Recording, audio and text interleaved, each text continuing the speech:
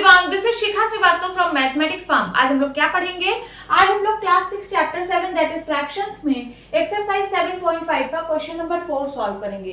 Question is fill in the missing fractions. आपको missing fractions को fill करना है, ठीक है। तो इसके मैं दो मेथड आपको बताऊंगी। पहला क्या है? तो पहला देखिए, ए पार्ट 7/10 माइनस यहाँ पे कौन सा फ्रैक्शन आएगा ये बताना है, इज इक्वल टू 3/10। तो यहाँ पे देखिए डिनोमिनेटर 10 है और जो इसका रिजल्ट आ रहा है यहाँ पे इक्वल साइन है ना, इसका मतलब ये जो है ये आंसर है या फिर रिजल्ट है। इसके रिजल्ट में भी 10 आ रहा है, तो ये तो पक्का हो गया कि यहाँ पे जो भी फ्रैक्शन होगा उसका डिनोमिनेटर 10 होगा। क्यों? क्योंकि हम लोगों ने पढ़ा है कि जब हम फ्रैक्शंस को ऐड या सब्ट्रैक्ट करते हैं तो अगर उनका डिनोमिनेटर सेम होता है तो वो एज इट इज ऐसे ही लिख लिया जाता है आंसर में, ठीक है। तो यहाँ पे तो 10 होगा। अब बताइए 7 में क्या सब्ट्रैक्ट करें कि 3 आ जाए?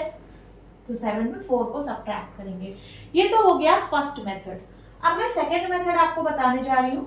सेकंड मेथड देखिए, 7/10 माइनस यहाँ पे मिसिंग फ्रैक्शन है इज इक्वल टू 3/10। जो भी मिसिंग फ्रैक्शन है उसको मैं x मान ले रही हूँ। क्या? x मान ले रही हूँ। अब मुझे इस x की वैल्यू फाइंड आउट करनी है, ठीक है। तो ट्रांसपोज करेंगे, यहाँ पे है 7/10, इसको 7/10 लिखिए।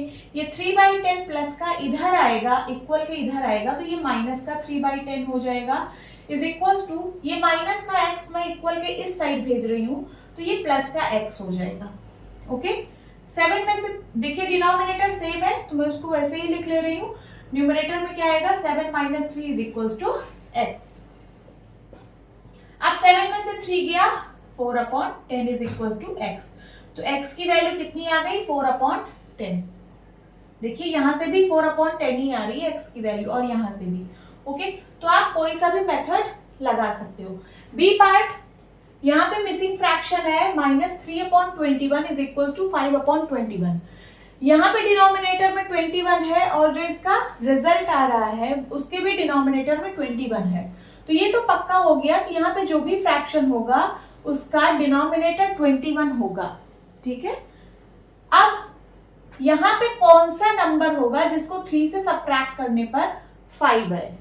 बताइए कौन सा नंबर होगा जिसमें मैं 3 को सब्ट्रैक्ट करूं तो मुझे 5 मिले? तो वो नंबर है 8। 8 - 3 इज इक्वल टू 5। अब सेकेंड मेथड देखिए। सेकेंड मेथड, यहाँ पे मिसिंग फ्रैक्शन है, इसको मैं x मान ले रही हूँ। -3/21 इज इक्वल टू 5/21। x की वैल्यू निकालनी है। x इज इक्वल टू यहाँ पे 5/21 इक्वल के इस साइड है तो मैंने उसको लिख दिया। ये -3/21 इक्वल के इस साइड भेज रही हूँ तो ये प्लस का 3/21 हो जाएगा। ऐड करिए, डिनोमिनेटर सेम है, एज इट इज रिटेन हो जाएगा। न्यूमरेटर में क्या होगा? 5 + 3। तो x की वैल्यू कितनी आएगी? 5 + 3 8/21। देखिए भाई सेम आंसर आ रहा है कि नहीं? कोई सा भी मेथड आप लगा सकते हो। Now C part, missing fraction -3/6 is equal to 3/6। यहाँ पे भी डिनोमिनेटर 6 है और रिजल्ट में भी 6 है। इसका मतलब यहाँ पे जो भी फ्रैक्शन होगा उसका डिनोमिनेटर 6 होगा। अब बताइए यहाँ पे कौन सा नंबर होगा जिसको 3 से सब्ट्रैक्ट करने पर 3 आए? वो नंबर है 6। ओके, तो ये होगा इसका आंसर। अब सेकंड मेथड भी देख लीजिए। सेकंड मेथड, तो ये मिसिंग फ्रैक्शन है, इसको मैं x बोल दे रही हूँ। -3/6 इज इक्वल टू 3/6।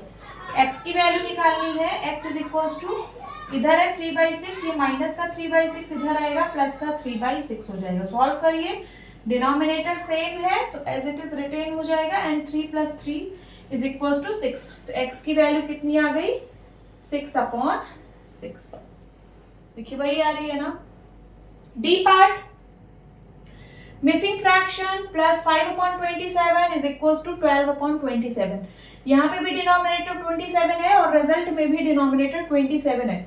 इसका मतलब यहाँ पे जो भी फ्रैक्शन होगा उसका डिनोमिनेटर 27 होगा, ठीक है। जब डिनोमिनेटर सेम होता है तभी तो हम उसको एज इट इज रिटेन कर लेते हैं। तो यहाँ पे भी 27 होगा। अब बताइए यहाँ कौन सा नंबर होगा जिसको 5 में ऐड करने पर 12 आए? तो 7 × 5 = 12 होता है। तो मिसिंग फ्रैक्शन क्या होगा 7/27। सेकेंड मेथड देखिए इसका, जो भी फ्रैक्शन मिसिंग है उसको मैं x बोल दे रही हूं, प्लस 5/27 इज इक्वल टू 12/27 है। हमें x की वैल्यू निकालनी है, ठीक। x इज इक्वल टू 12/27, ये प्लस का 5/27 इधर आएगा, माइनस का 5/27 हो जाएगा, is equal to denominator same है, एज इट इज रिटेन हो जाएगा। 12 में से 5 गया, 12 माइनस 5 अभी लिख लीजिए, x इज इक्वल टू कितना आएगा 7/27। This is the answer, note down कर लीजिए। होप स्टूडेंट्स आपकी क्लास अच्छी लगी होगी। मिलती हूँ अपनी नेक्स्ट वीडियो में, तब तक के लिए बाय बाय, टेक केयर।